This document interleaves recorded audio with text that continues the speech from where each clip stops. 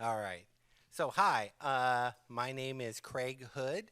I'm a professor of biology and also a faculty member in the environment program here at Loyola University. We welcome everybody here, and also we have a YouTube stream as well. And, this may be, I think, this is the first serious, full, in the flesh, in person event in Nunemaker Hall in 2 years.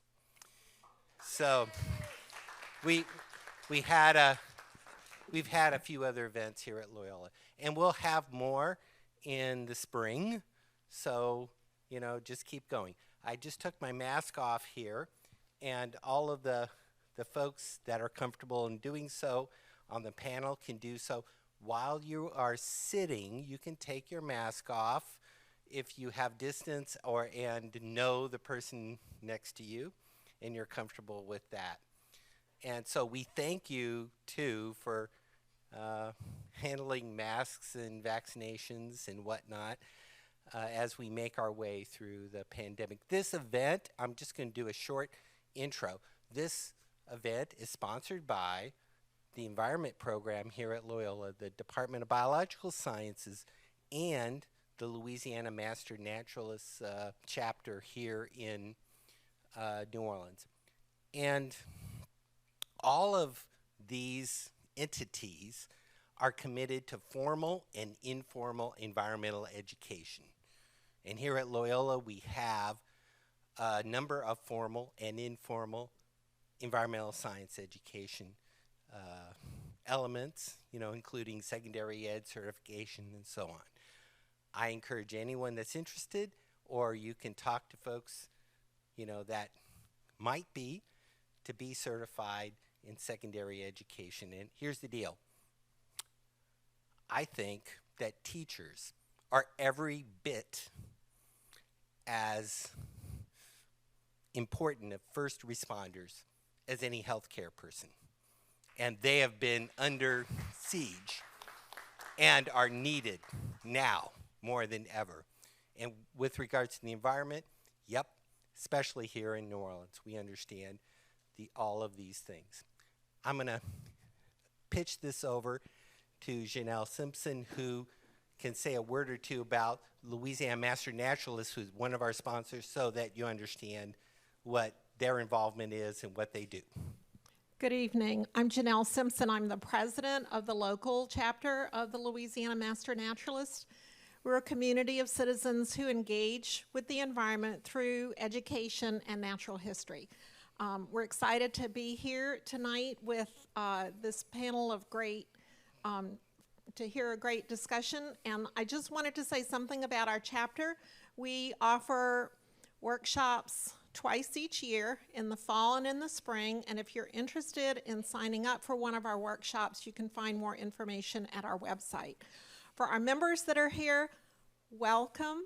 This is the first time we've seen some of you in person, not in a square on Zoom, in quite a while, so it's good to see you. I have just a few basic announcements for our members. First of all, anyone who was certified in the past 18 months does not have your badge. You can get it outside at a table from Carol Rice after the presentation. Barbara Cranner, who runs the nature store, should also be here to offer Master Naturalist swag if you're interested in purchasing that.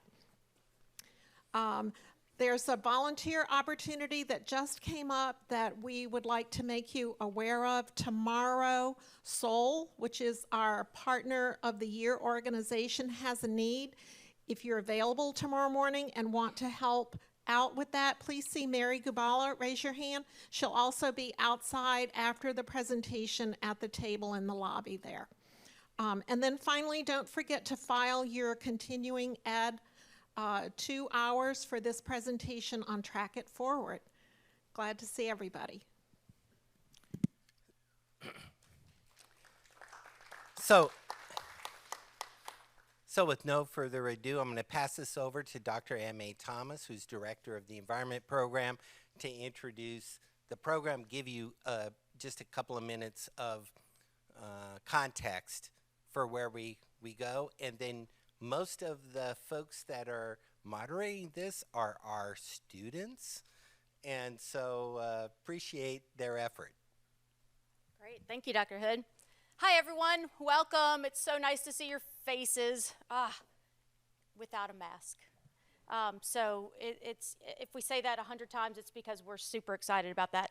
I want to give just a little context to why we put this panel together tonight, and introduce a couple of folks that have helped us to get where we are with our understanding of water management. And that's why we wanted to have this event tonight, so that others can learn what we've been learning the last couple of years with our research. And so just a little bit of background.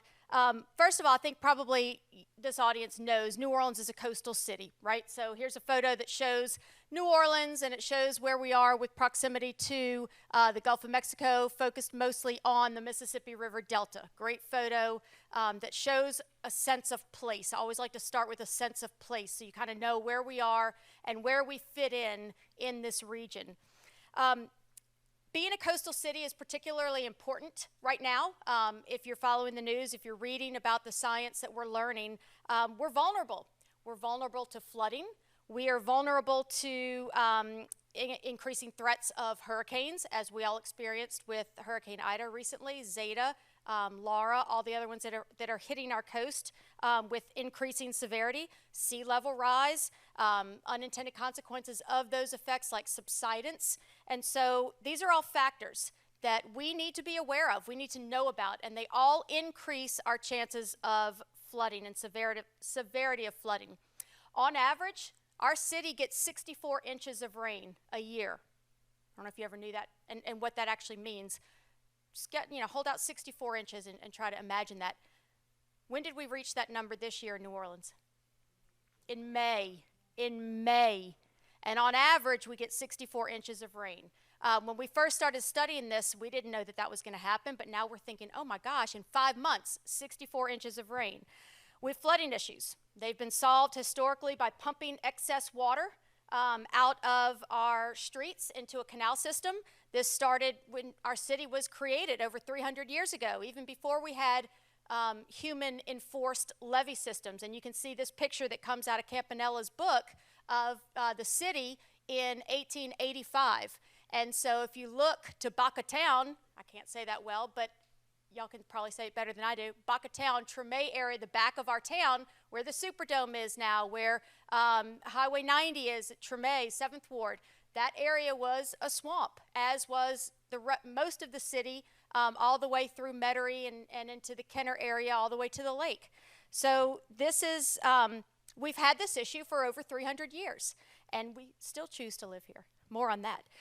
So we've solved these these issues with pumping the excess water that we get every year out of the streets. We pump it into different canals that run throughout our city. We call this gray infrastructure. So that's one of the things you're going to hear tonight about gray infrastructure. That's an issue. It consists of our aging pipes. And if you all drove here tonight, or even if you walked here, you know that we have aging infrastructure, gray infrastructure. We have aging canals. We have a pumping station that still logs everything by hand. That is true. We have one pumping station that drains all of uptown New Orleans. That is true. It goes to that canal right at Palmetto that goes in front of Xavier, goes all the way to the Jefferson line, takes a 90-degree angle turn out to Lake Pontchartrain. That's what drains all of uptown New Orleans, okay? Keep that in mind. That causes stress on the system time and time and time again. Every time that we have a rain event, which is why we have floods, in different times throughout the year, not just during, one season. Unfortunately, what we've been doing has proven problematic. And we receive all this water in a short period of time, pumping all that storm water out. It's no longer a viable solution. We know that. If you don't know that now. And let's not punt and make it somebody else's fault. Let's figure out a solution. I'm solution driven. An unintended consequence to all of this, of course, is you just have to look outside. This is a picture that our panelist Sam took for her research in 2018 on our campus. And I think Skylar said, that's today. That's not 2018. And in fact, it is today. It's every day that we get a lot of rain. It looks like this outside. So we have to remove all that. Well, what are the other unintended consequences? All you have to do is walk around and pay attention and notice things like the picture at the top left where the street, this is over in the Fontainebleau, Broadmoor area where I live, where it's sinking. We know the word is subsidence, where the sinkage is occurring. You know, it ends up, over time, we have sidewalks that look like this at the bottom left. The picture on the bottom right is very close to the one at the top left, where the whole side is sinking down. And it's kind of hard to see, but if you look closely, there's a drain there that is completely covered with live oak leaves. So that's an issue. The picture at the top right is a house that you can see where the original foundation was. So you can see the sinkage of about a foot or up to 2 feet in some areas. This is a problem. So we know that this is a problem. It's been a problem. And so we need to find solutions. The people that we've invited here tonight are some of the solution makers, and they're the ones that protect us in different capacities. So I'm not going to steal their thunder. They're going to tell you about that. But let me just tell you a little bit about how we came to put this together other than we have this issue. So let's find a solution. So we designed a program a couple of years ago that we were going to focus on the Miraboo Water Project and talk about solutions to this flooding. Well, Miraboo Water Project, if you haven't heard of it, please Google it, learn about it. It's part of the Gentilly Resilience District, where the city has about $141 million to do projects that help with flooding issues. And so it's a slow go, as things are. And so instead of waiting around for these things to be built, we thought, let's go ahead and start doing something about this. So we designed the Science and Design, what we're calling Loyola Academy. We have some handouts up there. Y'all stand up and show them your shirts. There you go. So that's one of our shirts from our workshop this summer, and we have some extras, so please take one if you would like it, and hats if there are any left. This workshop that we put together, it's a design and science workshop that incorporates interdisciplinary aspects or approaches, techniques, in the hopes of understanding the social, the cultural, the ecological implications of how New Orleans citizens manage their water.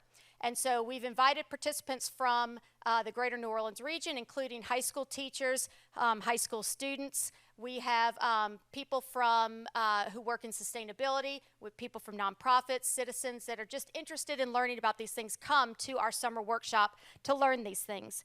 And so we talk about the formation of Southeast Louisiana. We talk about the founding of New Orleans. We talk about gray infrastructure, the green infrastructure, that's the part of the night, like that's the solution-driven part that we're going to focus on. And creating best tools for educating our community. We want to make sure that others know. That's what we do in academia, as you know. We try to study issues and then tell people about them so they can learn and hopefully embrace the water in our city. We love this city. It's why we live here. We choose to live here because it's a great place. So we got to come up with some solutions.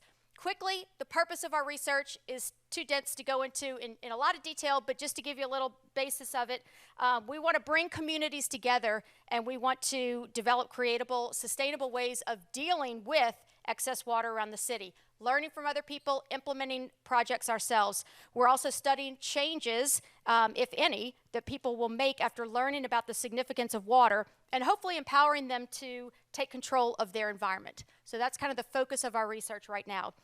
The speakers we've invited, I said, are great. We worked with them. We have met many of them through our Loyola Academy, and they're doing incredible things in our city. And so I want to turn it over, and y'all meet the panelists tonight. We have some set questions that we are going to pose to them, but we will certainly have an opportunity for Q&A at the end. So if you have a question for a panelist, jot it down on a piece of paper, in your phone, whatever. We will have an opportunity for Q&A at the end. Okay? All right, welcome.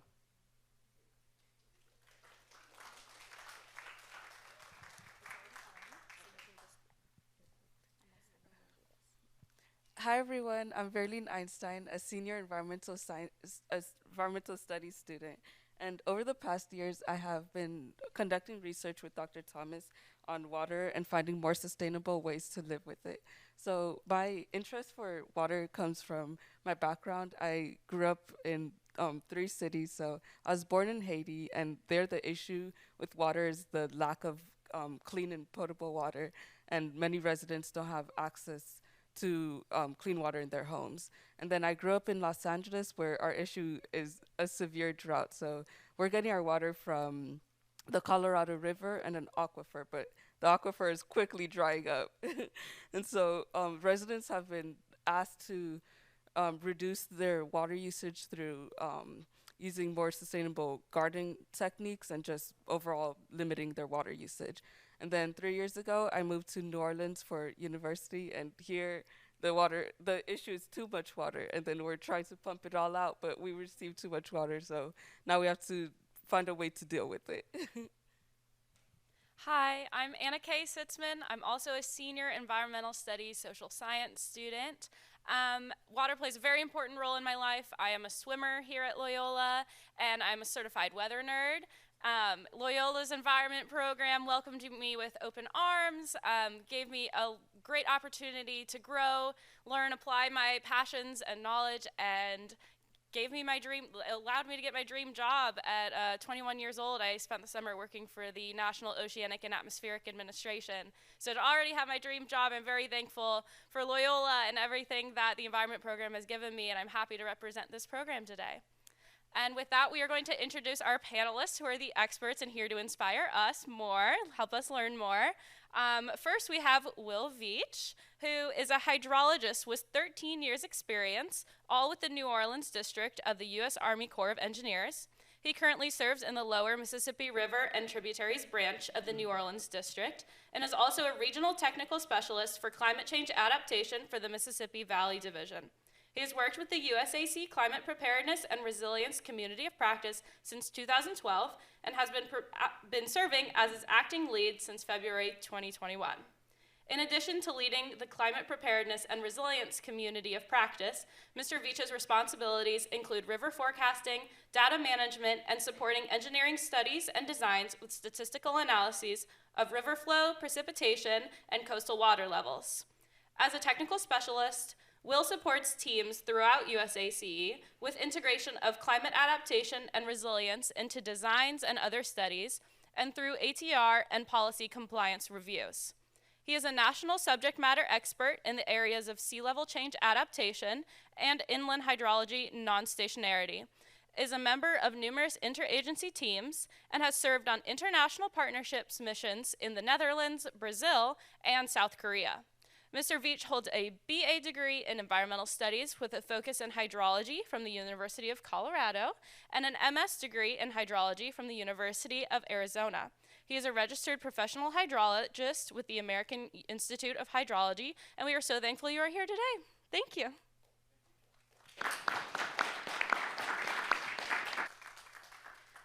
Our second panelist is Tyler Anthrop, and Tyler is the Director of Planning and Strategy for the Sewerage and Water Board of New Orleans, where he oversees strategic and system planning. He has a decade of experience in sustainable urban water management, mostly working in New Orleans to implement green infrastructure solutions to flooding. He previously served as the Urban Water Program Manager with the City of New Orleans Office of Resilience and Sustainability, and as a planner of the City Planning Commission at the CGR Incorporated. His work has included development and implementation of New Orleans' first stormwater code, works and plans and such as the work on plans such as the New Orleans Main Street Resilience Plan, housing Nola, and authorizing the economic benefits section of the Greater New Orleans Urban Water Plan. He holds a master's degree in sustainable real estate development from Tulane University and a bachelor's degree in urban planning and design from the University of Missouri, Kansas City.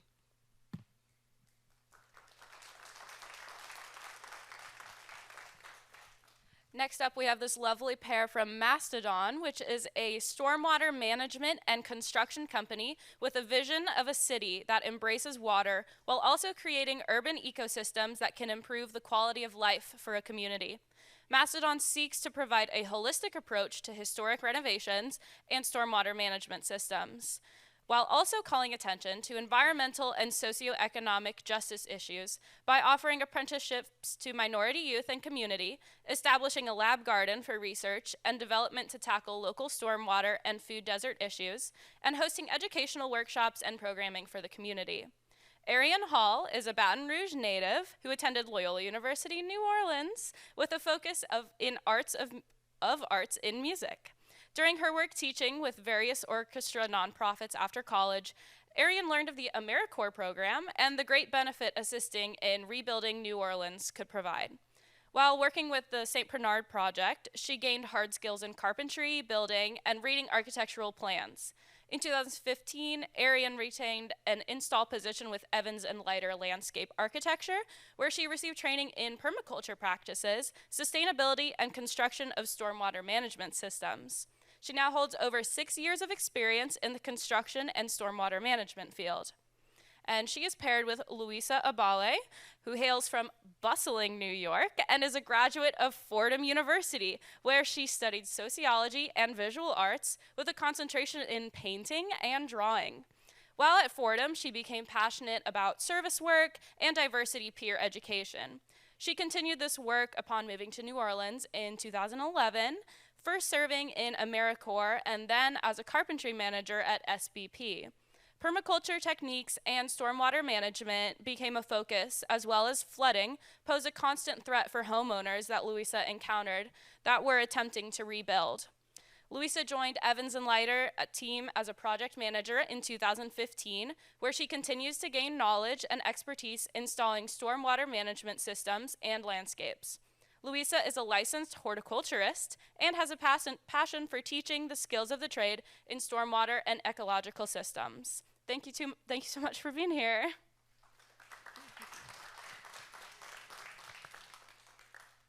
Our next panelist is Willie Ottman. Originally from Meridian, Mississippi, Willie moved to New Orleans in 1989.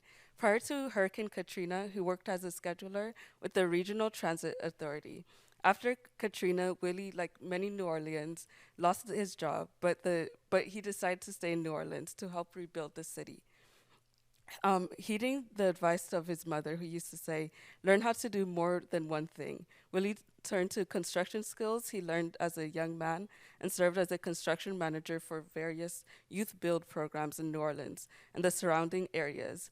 According to Willie, what he enjoys most about working with young adults is seeing them gain the confidence and skills that they need to be successful in their lives. Willie holds a Bachelor's of Science in Education and Technology from Jackson State University and has a few certifications: National Center for Construction Education and Research, Clear Water Certification, and Building Performance Institution certification. He continues to live with his family in New Orleans. Thank you for coming, Willie. What is this? And poor Willie just found out he was coming today because his boss is Chuck Morissette, the executive director of Thrive New Orleans, and he had an emergency come up. So thank you for coming last minute. We appreciate it so much.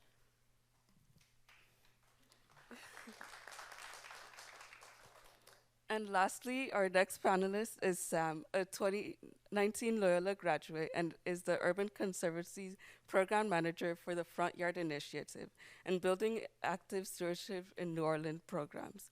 The FYI is an incentive and educational program that helps homeowners remove impermeable surface from their properties and install green infrastructure to help reduce localized flooding.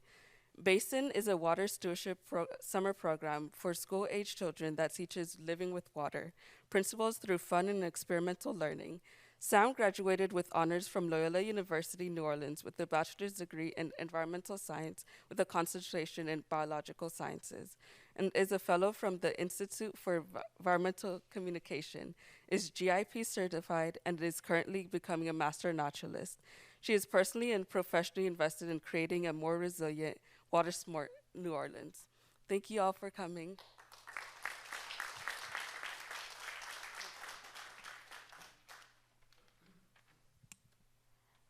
Hi, I'm Olivia Guerra. I'm a sophomore here at Loyola. I'm an environment student studying with a concentration in biology, and I'm here to ask you guys your first question. What role does your organization play in water management of Southeastern Louisiana? Guess we're going this way. So we can go in order if you would like. Actually, for this first question, let's go in order because I placed y'all in order for a reason. The feds, then the city, and we go from there, okay? So the feds are first, and then after that, we'll just take it in any order. Sound good? Sounds good. Well, thank you for that very warm welcome. It's my pleasure to be here tonight. You knew it had to be an Army communication because there was an undefined acronym in there, so I apologize for the ATR. That's Agency Technical Review. I should have put that in there. The other thing that I left out of the bio is that I'm also a 2011 fellow of the Institute for Environmental Communication. So great to see you, Dr. Thomas and Dr. Thomas. It's great to be back at Loyola. So actually, the 2011 year that I was a fellow was an interesting one because it was the largest flood in the history of the Mississippi River, the largest flood measured anyway. The 27 flood would have been larger if it had been contained in the levees. But so that year I was balancing trying to be an environmental communications fellow with water management. And I think in New Orleans, when we think about water management, we often think about stormwater management, local water management in our streets. And the Corps of Engineers doesn't typically get involved in that scale of water management. There's a rule, it's in our legal authorities called the 800 Cfs Rule. It says that if your river or water course doesn't have a 10-year flood of at least 800 cubic feet per second, it's not a federal responsibility. It's not a Corps responsibility. It's not any federal agency's responsibility. It's a local responsibility. But there's a unique project in New Orleans called the Southeast Louisiana Project that was specifically authorized. So it doesn't have to abide by that rule. And in any case, I think some streets in New Orleans would meet it anyhow. But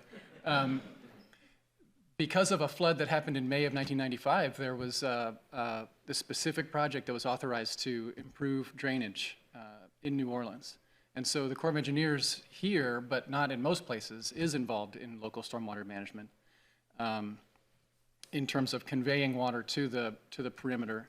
And then, of course, in the entire hurricane and storm damage risk reduction system that sort of keeps water out on a day-to-day basis and closes down for storms to keep stormwater out.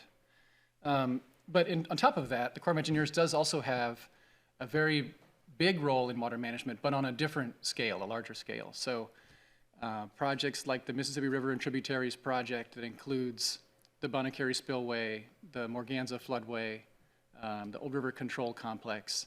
These are sort of the really big water management projects that I think oftentimes operate kind of in the background for a lot of people. I think people in this room are aware of them.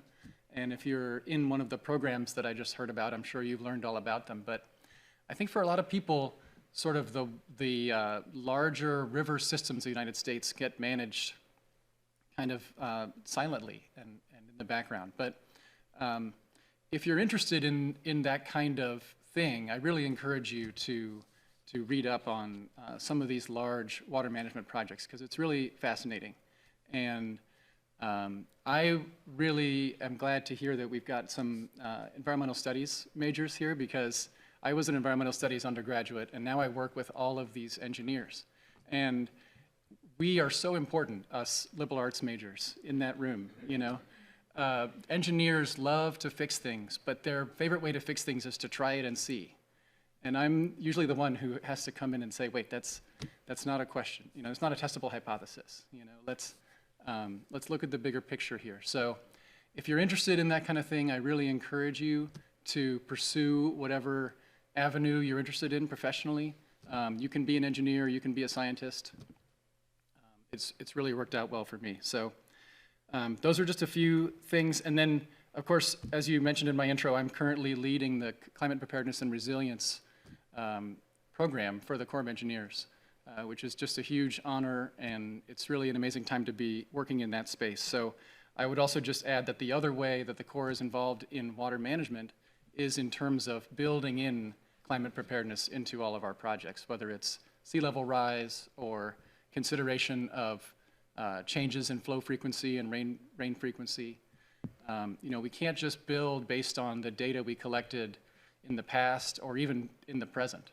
We really have to build for the climate of the future when this project has to be counted on to perform.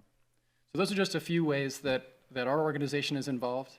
I'd like to hear from the other panels, and I'd be happy to take questions, of course. Yeah, and thanks again as well for the invite tonight. I think this is the first in-person panel I've been to in a long time, so it's a bit strange, but it's nice. Obviously, the role that our organization plays in water management in southeastern Louisiana is pretty huge, at least for the city of New Orleans. You know, when we were created about 120 years ago, we were really the governance model for the world in terms of how to form public, accountable public water and wastewater utility. Our governance model, in fact, was the model that the Amsterdam Water Board is created off of. And so we're sort of unusual in the water space in that we are an independent public utility, and we also manage drinking water, wastewater, and stormwater. Most other places, there's a water utility, there's a wastewater utility. They're usually separate entities. They usually don't work on all three issues at the same time. And so the big buzzword right now in the water utility world is one water. And how can we merge all of these three disparate but obviously very interrelated systems together? And so the Sewage and Water Board is sort of a model still to this day in terms of how you can merge all three of these different areas to integrate the management of water in all three ways. But so, you know, the role that we play locally is obviously huge, as all of you that live locally know, in that we provide you with clean and safe drinking water on a daily basis. We take your sewage and we remove it for safe return to the environment. And we partner with the city of New Orleans to drain stormwater as best as possible from the streets. Obviously, given the unique challenges that we face here, sometimes that one is a little more difficult than the other two. But so in terms of you know, the role that we play within the bounds of the levees in New Orleans, we sort of touch every single drop of water at some point in the cycle.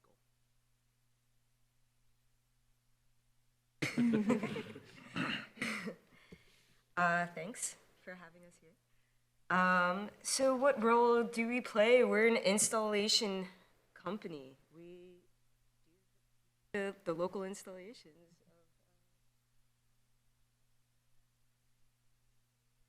Buying into city infrastructure. We're trying to help alleviate that pumping system during these really big rain events that we've been getting. Yeah, so we essentially build and design systems for our clients to help manage water. Sorry, I'm a little nervous. Yeah, so we're your boots on the ground. We're a private construction company. Luisa is a licensed horticulturalist. I'm a pervious concrete certified technician. And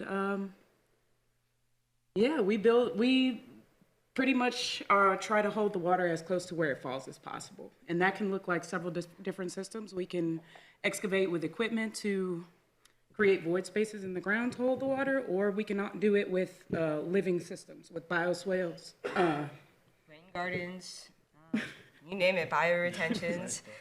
French drains, yeah, all sorts of mitigations. Me now.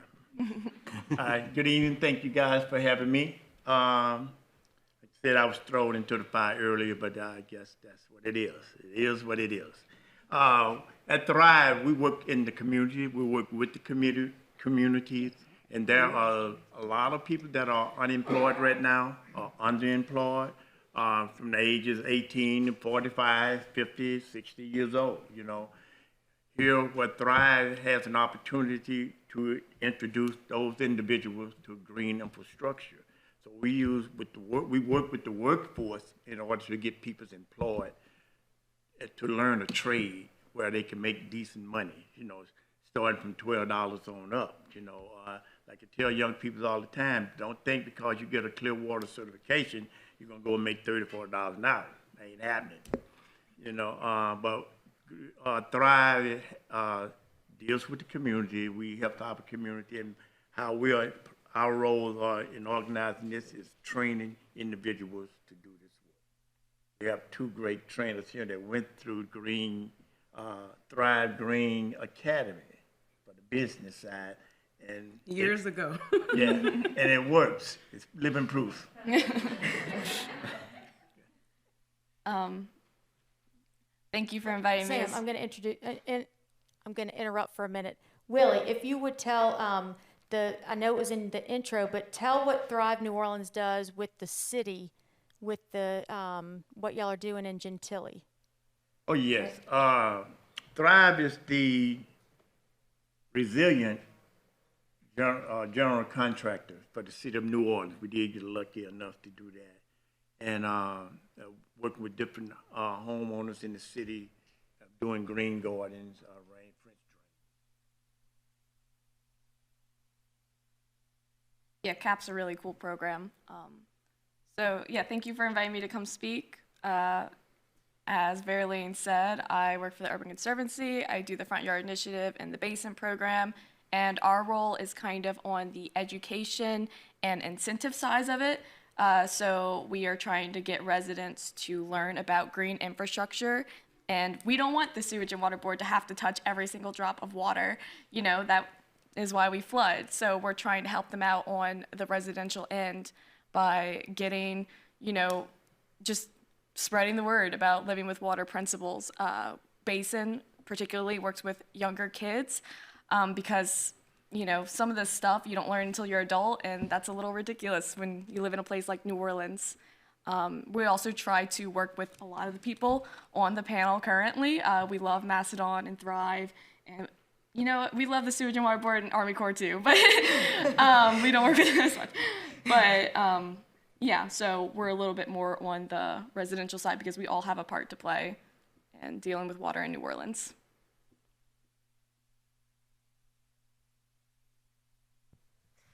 Hi, my name is Skylar Jones, and over the summer I participated in Loyola Academy, and I was a counselor for Basin.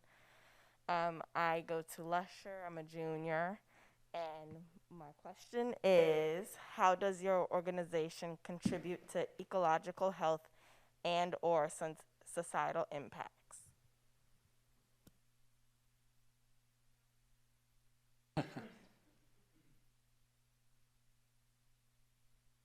Okay.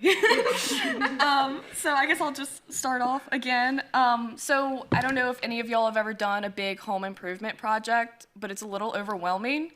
You want to get the right guys for the job. You don't know where to start always. Maybe you just don't know what the right thing to do is. So kind of a big role of ours is to help connect residents with resources, technical assistance, and as I said, financial assistance.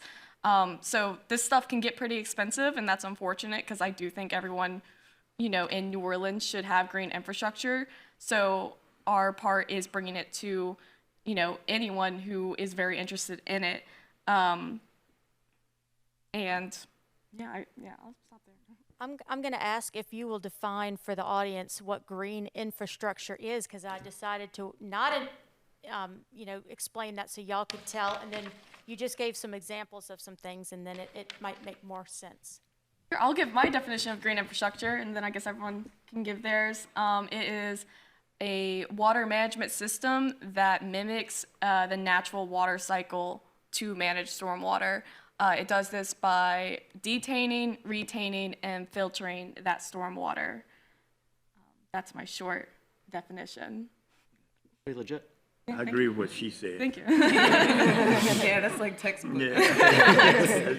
Plain and safe. That was her senior thesis. Yeah. Yeah, so ultimately our organization can impact the ecological health of our society because we plant pollinators, trees that drink up a lot of water, that clean the air. We create natural spaces within an urban environment, which is really important because animals don't have a lot of places to go. Yeah, what else, Louisa? Well, for societal impacts, I mean, we tie directly into a lot of the nonprofit work as well. We speak a lot to different cohorts that come through launch, as well as LA Green Corps, a couple other workforce development nonprofits, WaterWise. So I think a large part of what we do is also education. We're educating a workforce, but we also educate our clients. They don't necessarily always know. They know they want something, but they don't know what. quiet. Or they know they have a problem, but they don't know any of the steps to initiate fixing it. A lot of times, when people see flooding, they figure, oh, I need to go up higher, need to add more dirt, and that's not the answer. I just look at it as, you know, the clean water with the health thing, it's healthy water, you know, healthy people, you know. But it's everything they say. Arien, you said that you're a pervious pavement technician. Will you explain to everybody what that means? I had to say it slowly to get it right. Yeah, so I went through a course to get certified to install pervious concrete, which is it's very similar to traditional concrete, but you install it completely differently. You can use it for driveways and parking areas. They don't usually use it for drivable roads. It's just not made for that level of wear and tear. But it's a porous concrete. It mainly gets its strength from the aggregate that's inside of it. The way I would describe how it kind of looks like Rice Krispie treat. If you were to look at a cross section of it, and you can see where the water can infiltrate through the porosity of the actual concrete itself. So where are some places y'all have put it so that if anybody wanted to go and look? I know that's where we met Chuck, who's the executive director of Thrive New Orleans, and then met you, Arien, on a project on Galvez Street. So Jerusalem Church, right? Yeah, I didn't pour it, but they could go check it out at one of Thrive's projects. Yeah, at Jerusalem. Where? First, Just the little parking areas? Yeah, do you know what intersection it is? I would have to get back to you on the address. South Galvez and near it. And Louisiana Avenue, or Washington? Washington. I think it's Washington. Yeah, it's Washington. First, okay. get mixed up.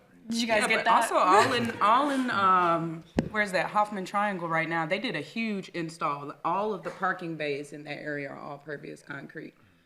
If you want to see larger examples of it, we're still a small business. We've only been in existence for about 3.5 years. So I actually only put in one bid for pervious concrete thus far, which makes sense because there's not a lot of residential clients that are installing it yet. You're finding that it's more private, commercial, and municipal installations. So getting there. Well, sort of in a different way, you know, if you think about the role that water utilities play in the world, we're sort of like the original like public health and environmental organizations, and that our core mission is to provide safe and clean drinking water and treat wastewater and return it to the environment in a safe and healthy way. And so, you know, that's again like the very core of in essence of what we do on a daily basis is ensure that, you know, people have water to drink and that the sewage isn't piling up in the streets like it did before we existed. And so in terms of, you know, how our organization contributes to the ecological and societal health of the community, you know, we kind of make it possible for the community to exist in a lot of ways in terms of, you know, sustaining life here with water and wastewater treatment and draining of stormwater. So it's very elemental what we do. maybe, and I'm throwing this out there, so hopefully you know a little bit about it, but we visited the Paul Haben School on the West Bank this summer with our program. Can you tell people about some of those installs that y'all have done as an organization? Sure, yeah. The Sewage and Water Board has done quite a bit of green infrastructure work around the city through a grant program that we created, I think, beginning in 2012. And so we've spent about $5 million so far on green infrastructure installs. The Haben School one on the West Bank, I think we're actually cutting the ribbon on that next week. So look out for that. It's a really large scale, probably the largest project we've done so far, really turning the entire schoolyard of a charter school over there in Algiers into a large scale detention facility and educational facility. And so we're really excited about that. And it's the first project where we have also been able to install a lot of monitoring equipment and samplers and things like that so that we can really understand the science behind green infrastructure and really make sure that as we continue to implement green infrastructure, we can use it appropriately to meet our Clean Water Act permit responsibilities and all of the compliance that we are also responsible for through federal regulations. But Yeah, so the Sewage and Water Board has contributed to green infrastructure on the drainage side of things in many ways, including seeding funding to nonprofits in the first few years to groups like WaterWise, and creating lots of public education and outreach around green infrastructure. So yeah, that's really been our involvement in green infrastructure.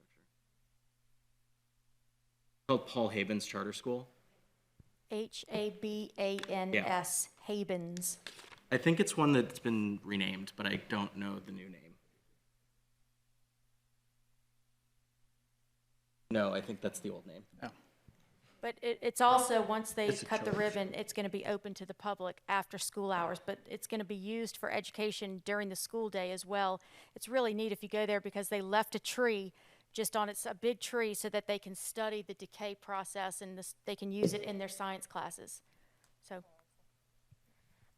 We visited it over the summer with Loyola Academy, and it's really beautiful. And yeah, it's something you should really go check out. What's your neighborhood? Yeah, I live in Algiers, so it's really nice to see a project like that because Algiers really doesn't have any kind of parks or anything. So I was really happy to see it. Also, I'd like to add that they planted thousands of plants there. Real nice. So you get a chance, go visit. Well,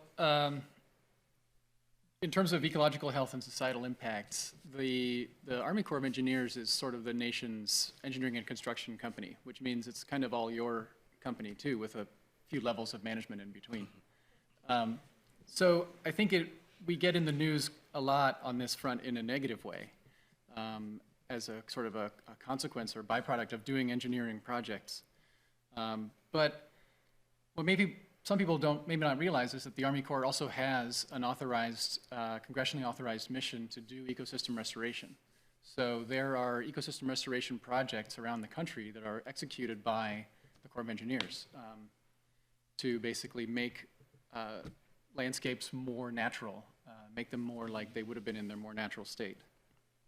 On top of that, when an engineering project is performed, whether it's a levee or a wall or a dam or something, there's always an environmental mitigation piece that has to occur as well. So there's always some multiple of whatever amount of land is impacted has to be restored as a part of that. So that's also an ecological impact.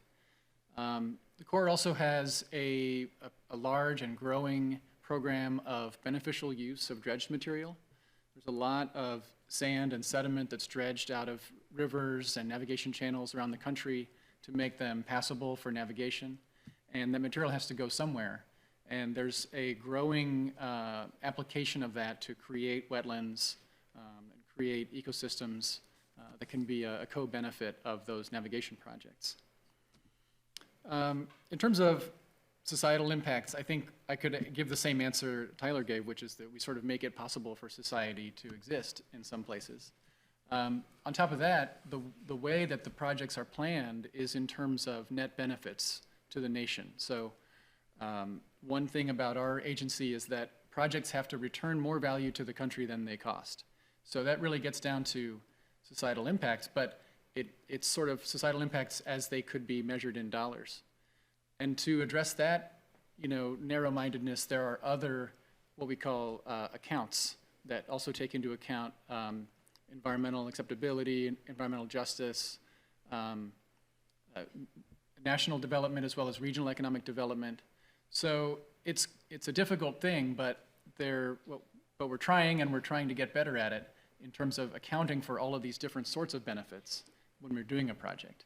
And I'll just also mention that the current administration is very active and very excited about environmental justice. There have been executive orders issued, and we're working with the White House and trying to figure out what the implementation is going to look like. Yeah. So making sure that the greatest negative effects of these projects don't always fall on the most disadvantaged communities. So that's one of our highest priorities we're working on right now.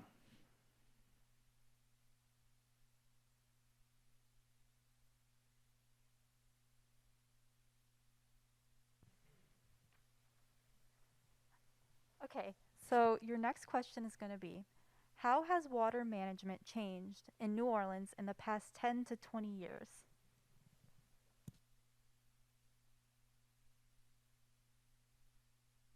Yeah, in the last 5 years, right? For the people who are doing the install work, for me, what I've noticed is a lot more like public projects have rolled out that directly relate to stormwater management and green infrastructure. And that they were talking about the Cap Gentilly projects, but I've even heard about some RFPs with Sewage and Water Board and some other folks with some big projects that y'all have going on, which is really awesome. And also Green Corps and Groundwork are doing a big project like on St. Bernard and Broad right now. They're doing a giant bioswale that has just passed by itself. St. Bernard and Claiborne, yeah, St. Bernard and Claiborne. Code enforcement. So the 1.25 inch rain that property owners are supposed to store. You see a lot of people that actually know about it now and are trying to do their part, you know, the level of like stewardship to actually hold and retain their own water on their own properties. And that's not just like commercial properties. These are residential as well. Say that number again for us. 1.25 inches. In 1 hour. In 1 hour. And in general, you just see a lot of popularity growing, like a lot more people that know about what green infrastructure and stormwater management is. And they come to you with, or they come to us with this, with a basic knowledge or a basic understanding, but still, again, this level of stewardship. I want to be doing the right thing as a New Orleanian, as a member of my community, to hold water as close to where it's falling, to ease the stress on the pumping system. And that's what we try to stress the most, is that what we do isn't going to completely mitigate localized flooding, but it can significantly reduce the amount of stress that we're putting on the pumps, and it can save property and save things at times. You know, if you can hold 3 inches of water on your property, then if you have a 3-inch rain event, you don't see that water. So that's something that people have to take into account also. Like Arien said, saving money is the biggest thing in New Orleans and all over the world. Said the government has spent $14.5 billion building pump stations and all this other stuff. And so Arien and her team and Sewage and Water Board and their team does this thing that kind of ease the pain of the wallet. In other words, so we can do our part by doing a little French drain and having water to drain where it should go.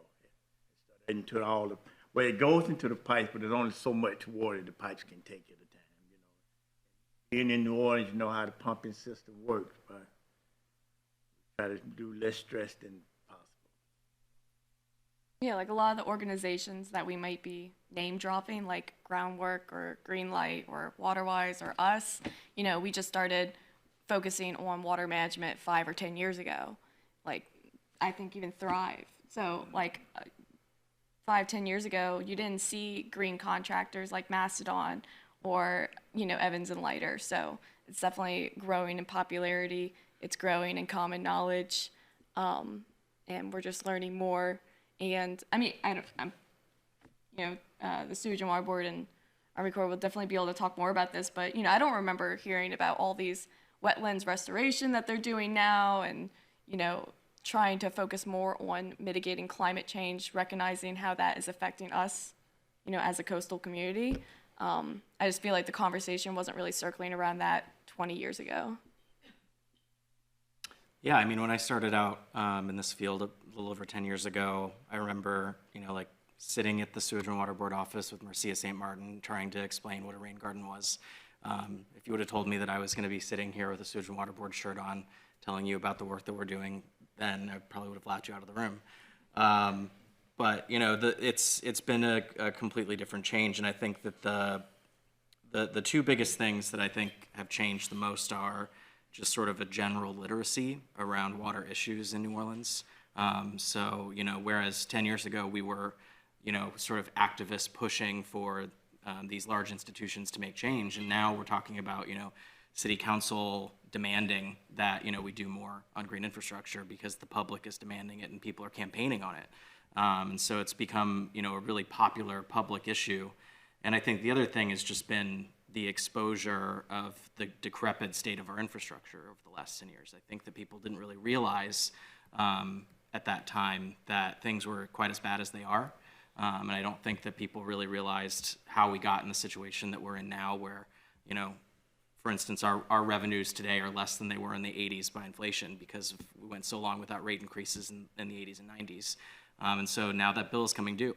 And so I think that that's, you know, becoming more realized in this community and especially at the federal level with the stuff the administration's doing on federal funding for projects. But I think those are probably the biggest changes I've noticed in my career. I would say in the last 20 or maybe 40 years, I think the biggest change was the recognition that subsidence is made worse by overpumping.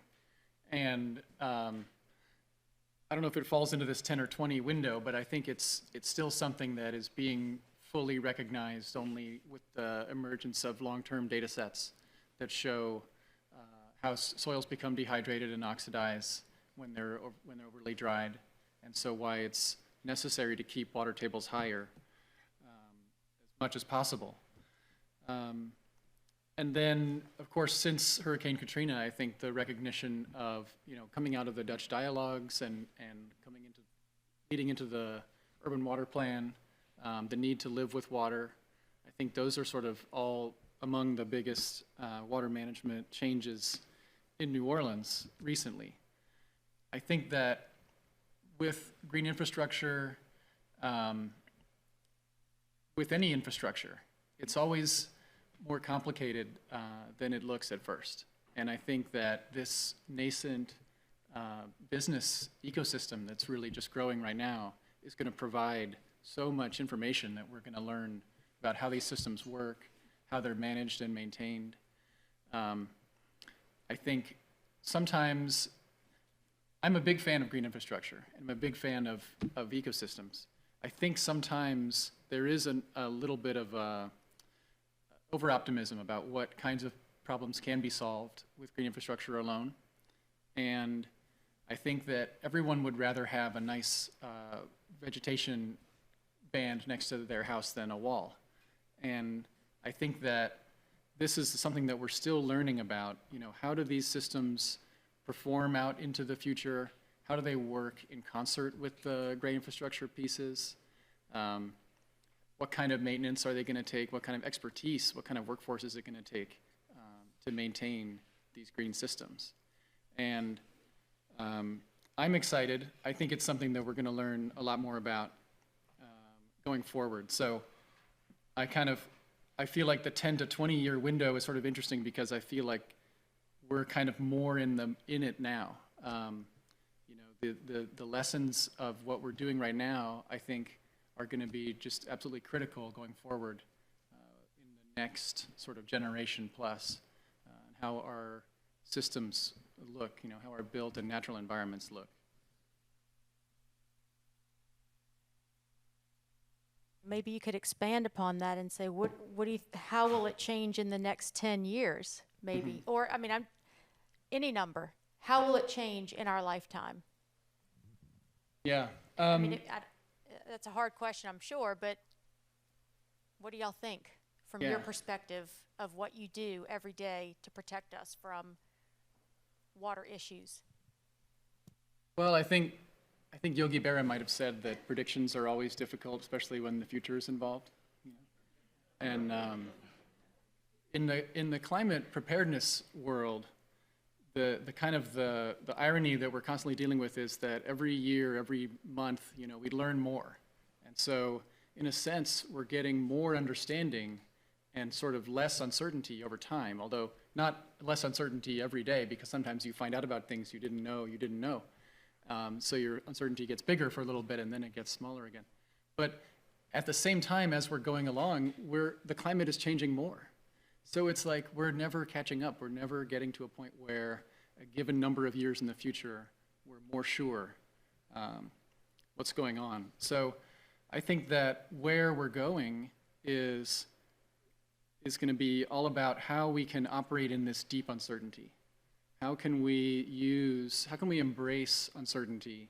And instead of hiding it or running away from it, how can we make decisions where we're going to have, low regrets, we're going to have many different kinds of benefits, we're going to be in, good shape no matter how things play out within the reasonably plausible range of what we think things might look like. And I think that is sort of the next frontier of how do you get away from trying to pinpoint what's going to happen before you make a decision and find ways to make decisions collaboratively, with the whole community, with lots of different benefit types considered. From your perspective, anyone else want to tackle that one? What is it going to be like in 10 years, 20 years, 30 years? I don't know what it's going to be like, but where we could kind of move towards is start looking at multiple benefits. Gray infrastructure is great. We couldn't be here the way we've built, our society without it. But, other types of infrastructure that will have multiple benefits outside of just stormwater management. Because gray infrastructure is only really great for managing our stormwater. But if we can start looking at, parking lots as not a necessity, start building a city that is for people first and, cars second, bike lanes, just once you start designing your city in a way that's looking for multiple benefits, you just end up with something different than what we have.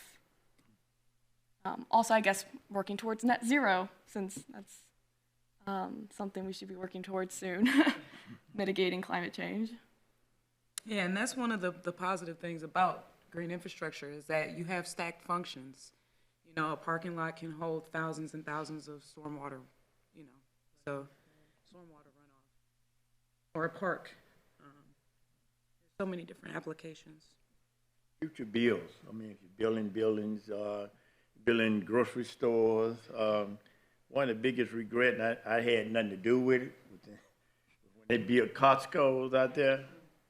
I mean, that's too much concrete. I mean, that'd have been a perfect site.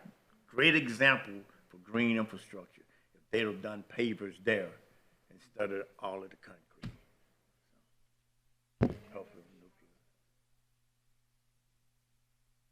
I'm really looking forward to seeing just more sustainable products and more product options. I mean, I feel like every day I'm like asking myself questions about like the sustainability of like what we use. For a lot of our retention systems, we're using limestone. Where does limestone come from? I mean, we use sand. It's river sand. Does it come from dredging? Yeah. From the spillway. The river leaves it in the spillway for us. But we're now using the glass from Glass Half Full too, which is right. Great.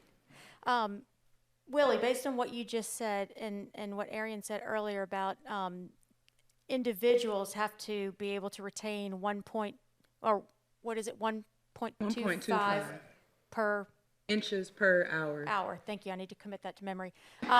What is it for businesses? So when you're building for businesses, what are they? Is there a plan? Is there part of the permit? It's the same 1.25. Isn't it for the code? For the city, I think it's the city. Single-family properties are not required to hold the 1.25 inches. It's only commercial properties and multifamily properties. And so what is the amount? Or just they have to be net zero? So the requirement is that you have to detain the first inch and a quarter of rain that falls in that first hour, and your runoff rate can't be higher than pre-development for a 10-year storm. Is it enforced? I don't think it is. You would know that question better than us.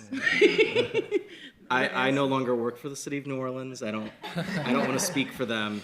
I wrote the code, but I'm not involved in the enforcement today. I do see a lot of projects though that have stormwater built in. You look like, for instance, I was just at the new Rouse's on Ferret Street the other day, and all the parking stalls there are permeable concrete, which is a requirement that all parking stalls have to be built with permeable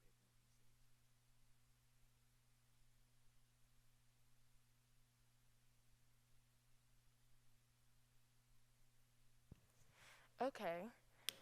The last question is, what are the most critical changes that need to be made in our communities, and how can citizens contribute?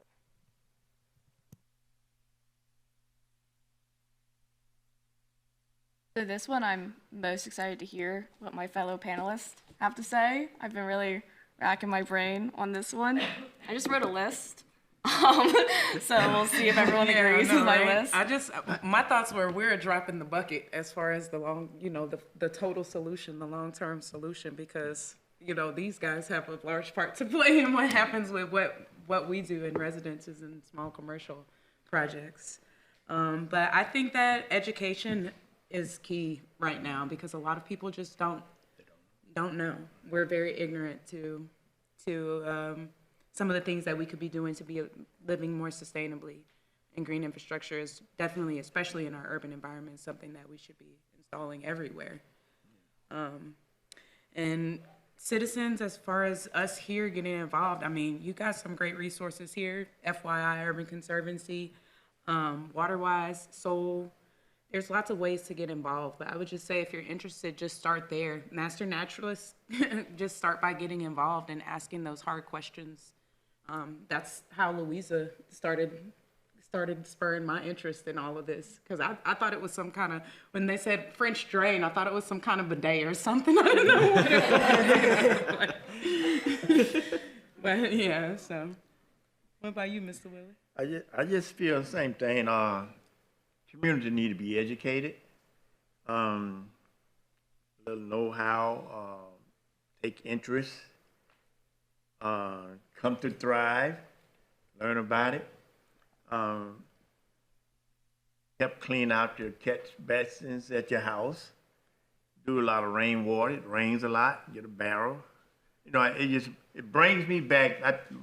Back in the days, my mom used to put a bucket outside to catch rain, like, going on with you? Why you got a bucket in the rain? To catch the rainwater, to put on the plants, like she was thinking way ahead of time, And it makes sense to me now, because I think about those things, and they actually caught water in the barrel coming out the drainage.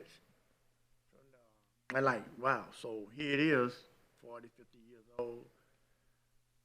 I'm telling my age now. But yeah, 50 years later, 60 years later, here we are talking about saving water. Dr. George Washington Carver said, peoples in the U.S. are the world most wasteful peoples in the world. And we still are wasting a lot of water, not doing nothing with the water, or how to retain it, to let it drain later. And it could be healthier for us. Even with stone water, it picks up everything, The gasoline has been spilled, the grease that someone to throw down the catch basin, the grass, I saw a guy doing that the other day, and I know he got real upset with me. I said, bro, I see you doing that again, I'm gonna report you. Taking this grass and putting it down the drain. Do you realize we live in New Orleans? We got cars down there, everything, so. But yeah, if the community get involved, get educated, but I think we need to educate them. But today's world, the phone right at your hand, Google. You can do a lot with it. But I'm like Arien, when I first started hearing about. People don't know what they don't know. Right, So, that's right, they can't. You're right. So we need to educate. Yeah, I'll keep going, but I have a follow-up question for y'all, because I want to know how we can educate people of different age groups and different communities and things like that too. That's important. Well, I think it should just be in schools. It's the easiest way to get it started and make sure everyone learns it, is that just have water literate children telling adults what's up. Yeah, that'd be a good place to start.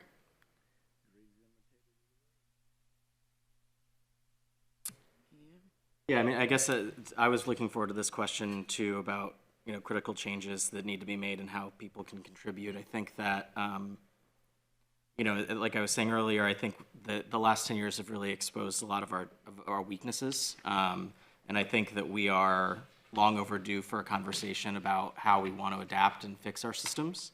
And I think that, for instance, in the drainage side of the house for us, on an annual basis, we run a $50 to $60 million deficit. And of course, we can't run a deficit, so that just means we're deferring costs.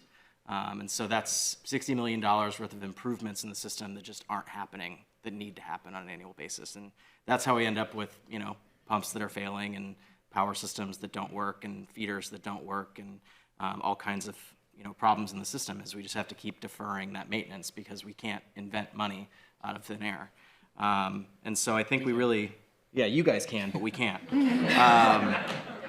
Well, Congress can for you, but this is it's a huge problem, and the fact that we get all of our revenue from drainage from property taxes alone.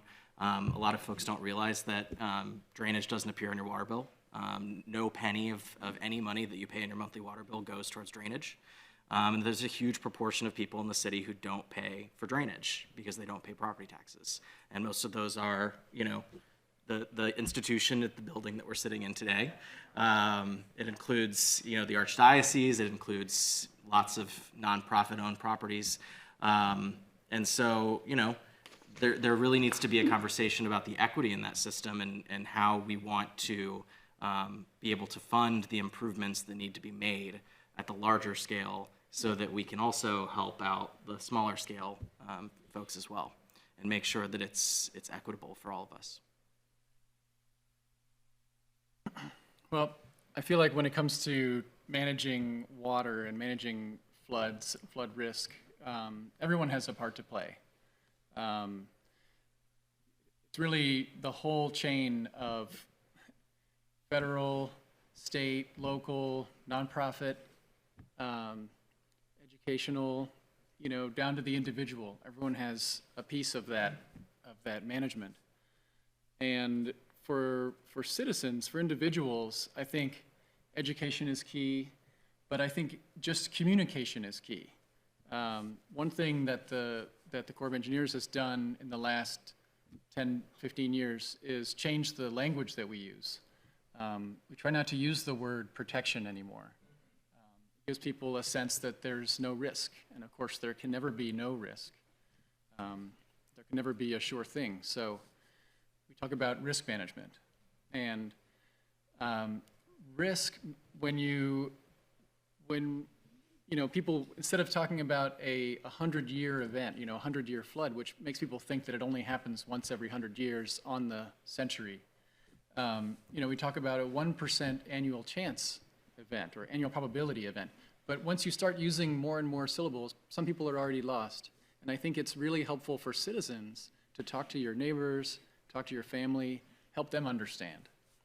Because it's confusing enough to talk about a 1% annual chance, but with climate change, the chances are changing over time. So, I think we're all aware, this flood that has a 1% chance of happening in a year, it's got like a 25% chance of happening in a 30-year mortgage.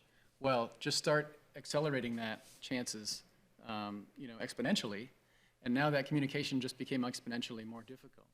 So you can all help by educating yourselves and by helping educate your family, your neighbors, your community, people who may need help understanding that they may need to get insurance. They may need to get a rain barrel. They may need to have an evacuation plan. They may need to have somewhere to move their car. These are all things that we can help each other do. And I think no matter what we choose to do on the infrastructure front, those kind of community building, communication building of activities will always be important.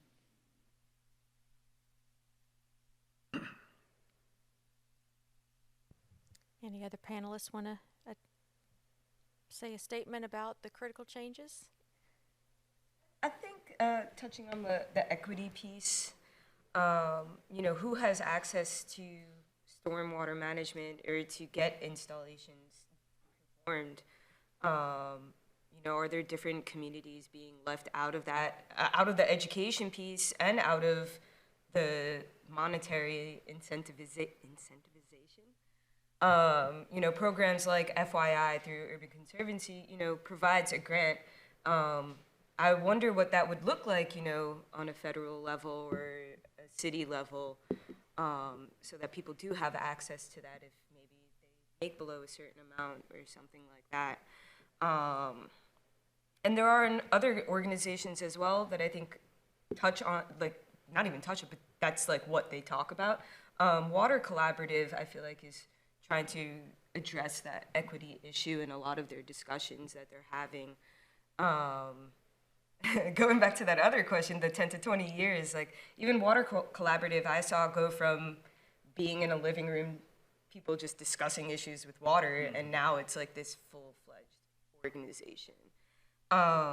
The other component, I think, as far as citizens' contribution is maintenance to these systems. If there's just public access to it, I think Friends of Lafitte on the Greenway is really great with volunteer opportunities like Soul, where citizens can come out and learn about these systems and how to maintain them over time. Because that's a really big piece as well, is that these systems get installed, but then nobody's upkeeping them. Not nobody, but that Parks and Parkway, who do keep up with those, I know that there were some issues where they were mowing down some of these native grasses that were supposed to be filtering and detaining and retaining kind of things that Sam was talking about. And so if they're not educated as to what to do, then you've just spent all this money and time and effort, and then it's mowed over in 5 seconds. So happens to us. Yep. But I mean, this is a start, and I guess it's kind of the reason that we went with the 10 or 20 years, because there could have been any time frame, you know, like how has it changed? But I sense it has really changed a lot in the last 10, 20 years because of, well, of course, Katrina is what made all of us kind of wake up and go, oh my gosh, we need to figure this out. And then the Dutch dialogues and the Wagoner and Ball's idea of living with water, and then all the new businesses, nonprofits, et cetera, that are doing all this work to help make a difference. I mean, it was the reason I wanted to move back to New Orleans, because it's exciting, all the positive things that are happening, but there's so much more that needs to be done, right? I mean, that's a silly statement. There's so much more that we could do.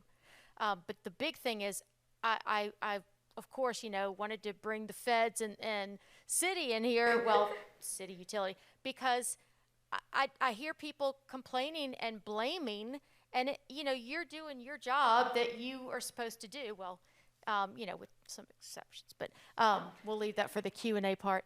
No, but the point is that we all have a role that we can and should play. We love this city. We embrace this city for all that she has to offer us, and we have to figure out if we're going to live with water or if we're going to move. I mean, really, that's the decision now, and I'm living with water. I don't know about y'all, but I'm going to figure it out and figure out how to retain it.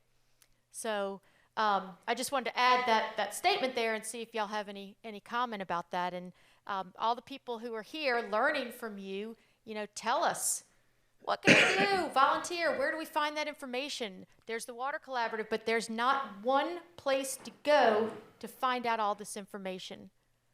So what can we do? Give us some solutions. One place to go? One or two. Ready Nola is a pretty good place to start, right? I don't know.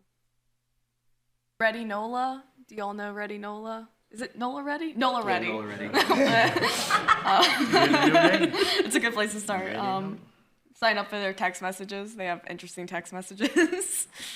And they have a list of all the, like, they try to have a list of all the organizations and information around town. Student Water Board, too. I always go on y'all's website and, like, read about you. You put a lot of information up there, so it's another great place to start. Yeah, I would similarly suggest Nola Ready has a page called, or like a whole portal called Ready for Rain, that I think is probably the best version of like a one place for stormwater management in the city. Yeah, I was gonna tell you to call Sam. You can call me. I will chat for hours. I think in terms of urban stormwater management, I think the the organizations represented here are always good places to start for information. In terms of what you can do, I think I would be remiss as the federal representative here if I didn't say, call your congressperson. I mean, it sounds cliche, but that's basically my board of directors. And they tell us what to do. And it can sound, sometimes it's daunting. I mean, there's a lot of people competing for their attention, but if you don't do it, who's going to do it? So if you go in person, that's more effective than calling. And if you call, it's more effective than emailing. And if you ever find yourself in DC and want to go see the Smithsonian with the family or something, stop in their office if they're there. You'd be surprised how often, if they're available, they'll be willing to meet with you. So I know it sounds like it's a long way removed from water management, but like I said, someone's got to do it.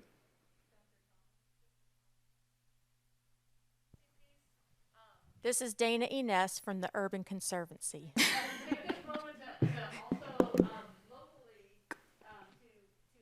with the candidates that are running now for City Council.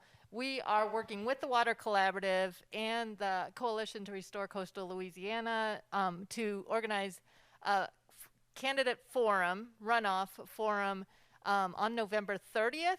And so we can make sure that we get information out in all sorts of ways, but it's at the broad side in public. It will also be streamed, but it is we're calling it the water runoff. So it's very focused on water issues, both coastal and stormwater management and the third thing I can't remember. But it's focused on the issues relating to everything we're talking about tonight. So there's a local tie-in as well to that advocacy piece with the political side. I probably should have mentioned that.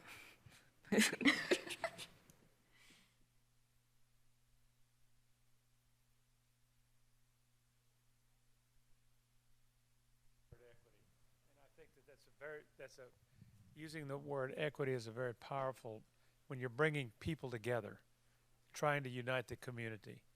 You've got to make it very clear from up front that we're talking about everyone. And the more that word is used, I think the more powerful it is for people to understand that this is a movement to improve the community. So I congratulate you on using that language.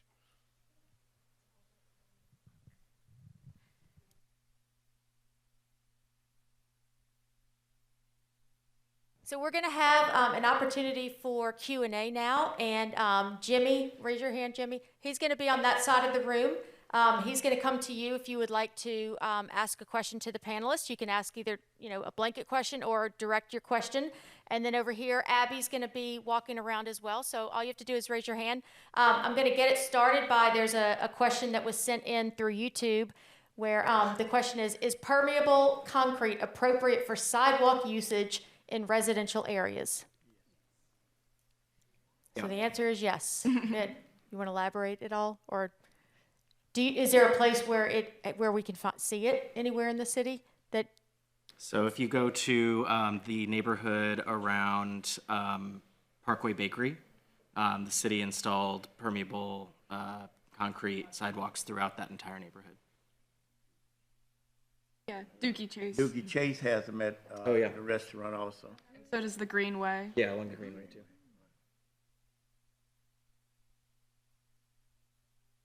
Concrete still have to be vacuumed regularly? Yes, ma'am. That's something that they recommend doing. I believe it's like once a year. I believe once a year they recommend cleaning the concrete. Do the installers provide that? Do the installers provide that service? That would depend on who your contractor is. I don't have a vac truck, so I wouldn't be able to do it. But there are people who privately contract out to do that sort of work. Thank you.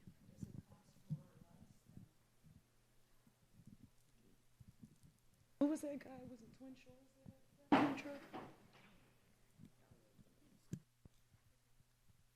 Well, just following up on that, I wondered if it cost more or less than regular concrete? It does. It does? Yeah. A lot more? More. It does cost more. I wouldn't, you could probably say better than I could with like percent more that it would cost.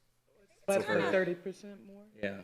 I believe it's like 30%. 30%. Concrete, traditional concrete has also gone up too. Prices, material prices have been all over the place in construction. During the pandemic, so hopefully there's more incentive now. Tyler, I had a question for you. Did I understand you to say that New Orleans has a code requiring commercial businesses to maintain the 1.25 inches of rainwater on their own property? Yeah, it's for new development or redevelopment. So there's, for instance, like Costco, when it was built, that requirement didn't exist at that time. So they are not currently required, but if that site were to be redeveloped, then it would be required. Do you see that being extended to private home ownership? No. I think that in some ways, there are plenty of ways that you can incentivize or in this case, not necessarily incentivize, but force new construction of homes to hold water. 1.25 inches probably isn't the right number for a single family homeowner lot, particularly in sort of the older portions of New Orleans where you have maybe like a 30 by 100 lot. It's really difficult to achieve that. So that maybe a subdivision. Maybe a new well, certainly in a new subdivision today, they would be required. But unfortunately, very few new subdivisions are being built in New Orleans these days.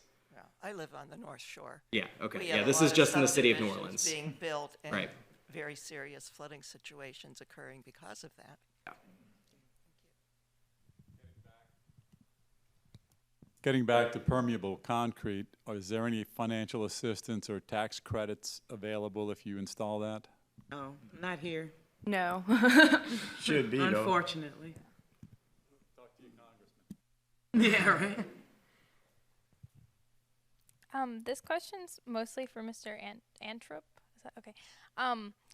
What are your thoughts on, I get that you're probably biased in this, but what are your thoughts on privatized water?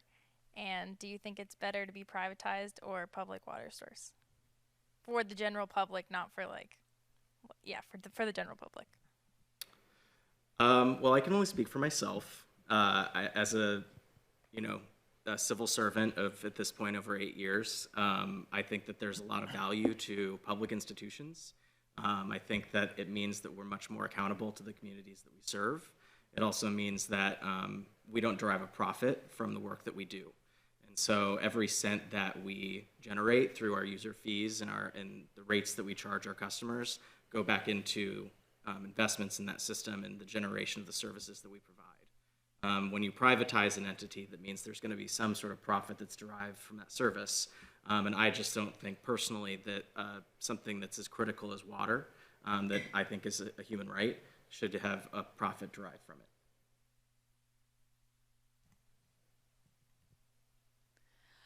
So what do we know about what permeable pavement or pavers does for actual subsidence? I'm very interested in understanding how it allows New Orleans to not sink any further than we've already sunk. And then also the difference between, there's a lot of repaving going on right now in the city, which is a little frustrating because everyone complains about the lumps and bumps in our roadways, but doesn't understand why it happens. And so I was wondering if y'all could answer that, anyone on the panel. Well, there's a couple different reasons that the roads are the way they are, and sometimes that can be from sewage leaks as well, which he could explain that better than me. Yeah, so ultimately we have this dense clay soil that is the result of thousands and thousands of years, probably millions of years of sedimentary deposit, and that's just how this muck soil that we have here. It's dense. You can almost make pottery out of it. Well, you can. They used to make bricks out of it. But essentially, this soil, what happens when we pour impervious surfaces on top of it, it doesn't allow the water to hit the soil, and essentially desertification happens underneath that soil. So think of it like a sponge, where if it's wet, the sponge is soft and sort of like pliable, and then it dries out, it's like all crumbly and it just crumbles apart. So that's what happens to the soil underneath traditional concrete. I was just wondering if there's any data that shows how permeable pavement actually affects this. Yeah. If it raises the water table enough that it filtrates into the soil and holds it there and reduces sinking.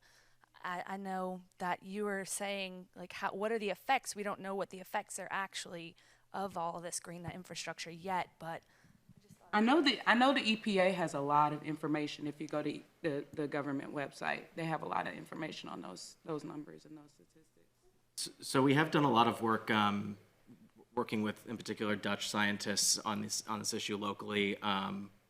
Unfortunately, there's not very much data to suggest that a localized installation of pervious concrete or permeable pavers is going to have any kind of meaningful reduction in subsidence, even in that specific location.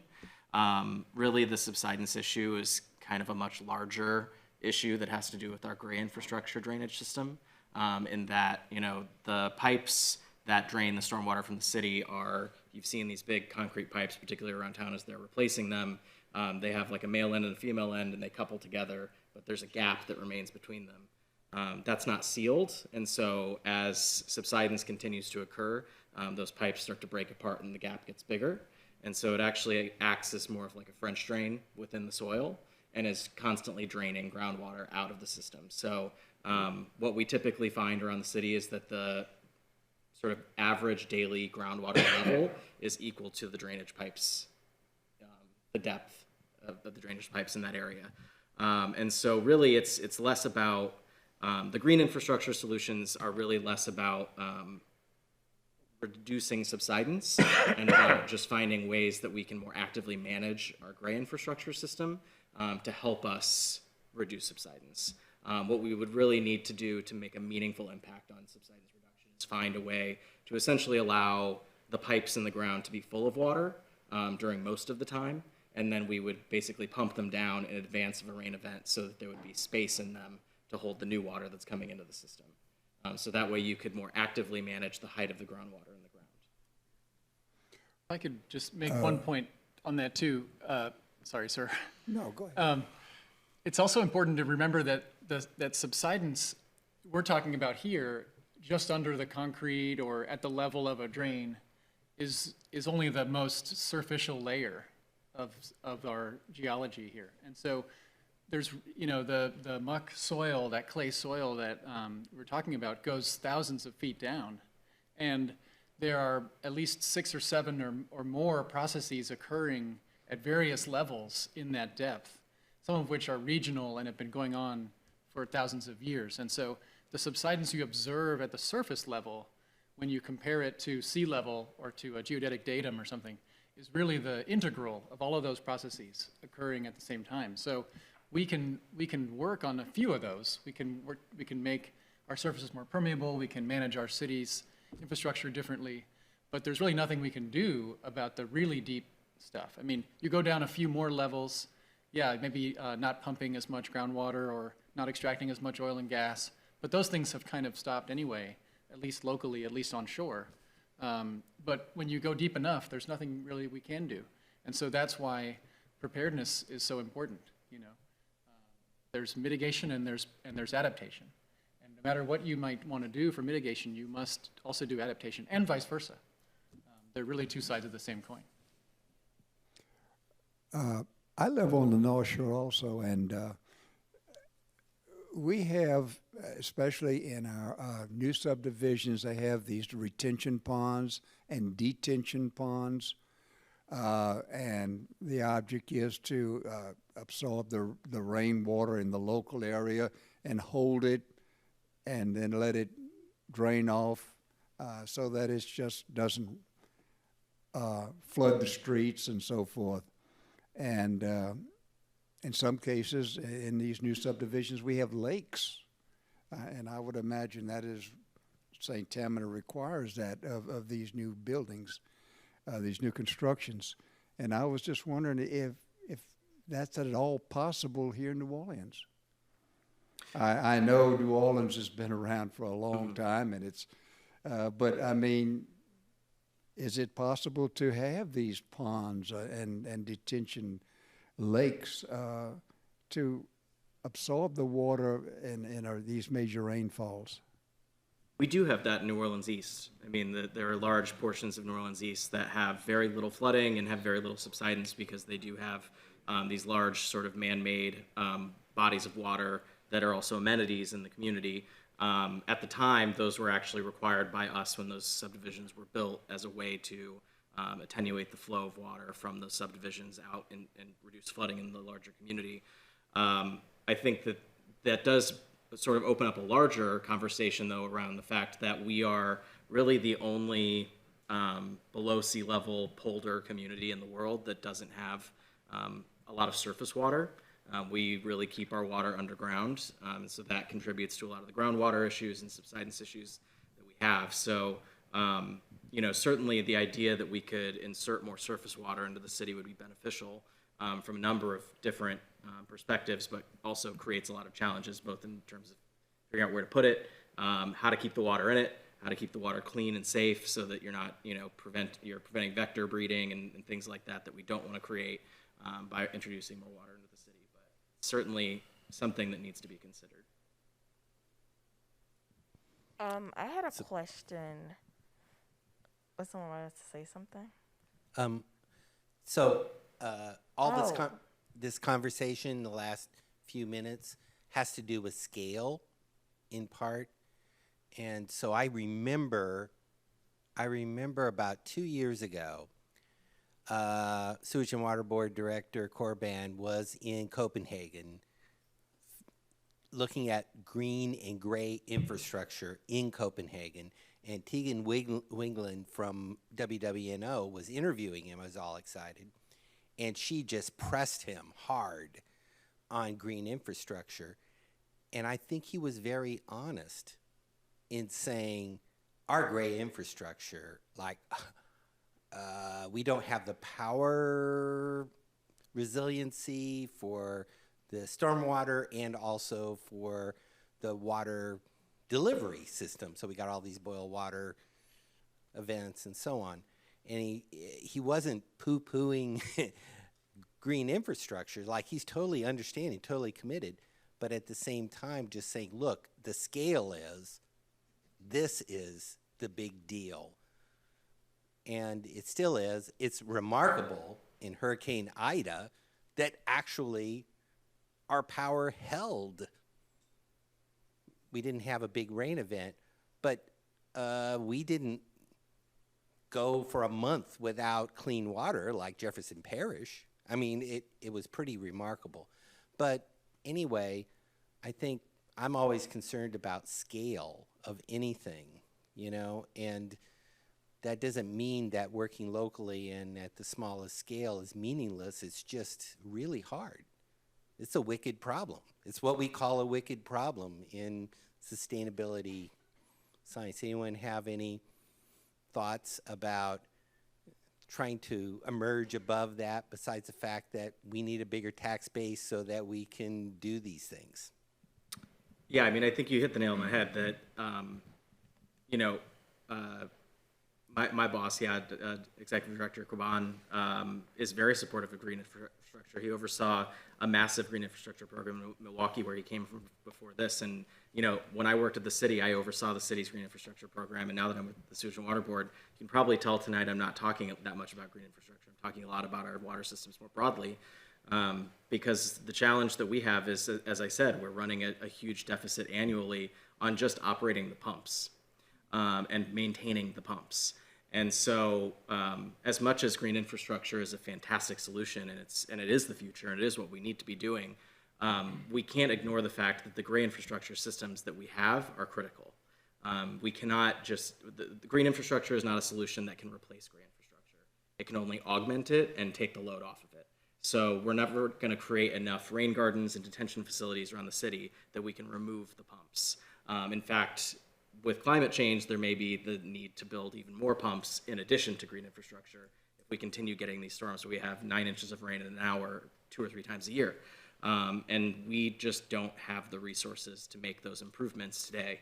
And so, you know, as much as we love, you know, seeding the industry with little bits of money that we can find here and there, we support the organizations and we can show up at events like this and say this is amazing. When it comes to actually putting shovels in the ground, we just can't do it because we don't have the resources. Yeah, I think scale is the key. I think you nailed it. When the Corps of Engineers does a project, we always do it with a local sponsor. It's usually a state or a city or a port authority or something. And so we partner with these local entities to come up with a solution that's mutually agreeable for both the federal interest and the local interest. And we see a lot of our local partners now wanting green infrastructure. And they want, you know, if you're talking about a coastal storm risk management project, they don't want to have a levee or a wall. They want a forest or something. And so it's really hot right now, but what people don't seem to understand yet is the scale required. You know, there's this old rule of thumb that's not really true, but it still gets repeated, that like every 3 miles of marsh knocks down 1 foot of storm surge. It's, you know, that can't be true because it's too simple, right? But even if we imagine it were true, that means that to get 20 feet of storm surge knocked down, you would need 60 miles of marsh, you know? You would have to fill Lake Pontchartrain with marsh to have that kind of an effect. And so think about the cost of building 60 miles of marsh, the environmental impact, because you're really replacing one ecosystem with another one. So now you have to deal with that impact. You know, so the scale is the key part. You can't have a levee 1 foot high and expect it to work, and you can't have a buffer, you know, 10 inches wide and expect it to work either. So, like Tyler was just saying, you know, you have to build these things to work, and you have to understand the importance of scale and how they're going to work together to make it function. And so, you know, the feds and then Sewage and Water Board talking about that, but so, you know, I agree. I mean, we can't just solve our issues with green infrastructure. It's got to be a combination, and that's why having your organizations, your business, contributing to this and telling us how we can contribute on our own is so important. So, I mean, that's agreed. We need everyone to play a role. Okay, my question was, I know that putting in green infrastructure like permeable pavers and things like that is a bit more expensive than like traditional gray infrastructure. I was curious if people are willing to, and businesses are willing to invest in this, will it last them any longer than gray infrastructure?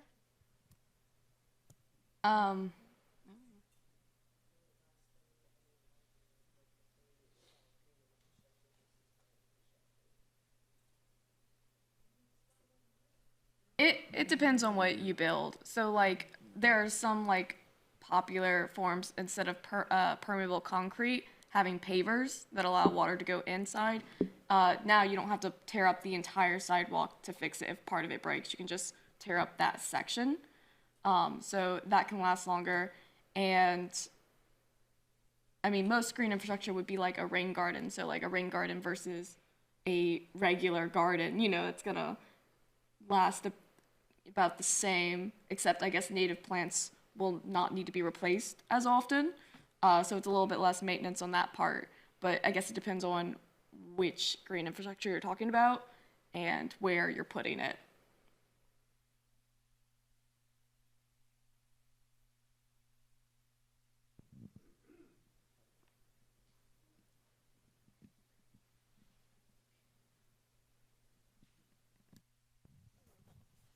You keep talking about green infrastructure. Tens of millions of dollars were allocated to that Marabou project. And year after year, absolutely nothing happens. So is that money gone, or did it get siphoned off, or what happened to that whole project? I mean, I can tell you what I knew when I was working at the city, but I don't speak for the city anymore. As far as I know, those funds are still obligated, but you know, it's had delays due to design issues and bidding. But that's really all I can say. Years have I just gone don't by. know. Oh, I'm just as frustrated as you are.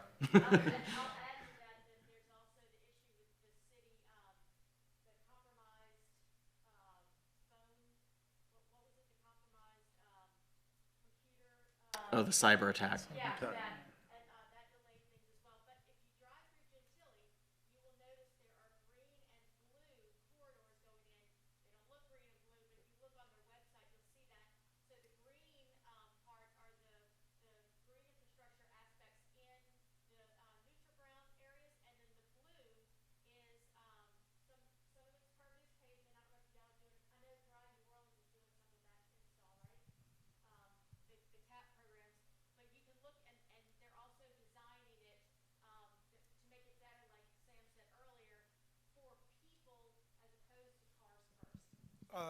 But that wasn't $100 million that was allocated. That's just small. And the second thing is, yeah, well, that's not that's nothing that's been done of that money.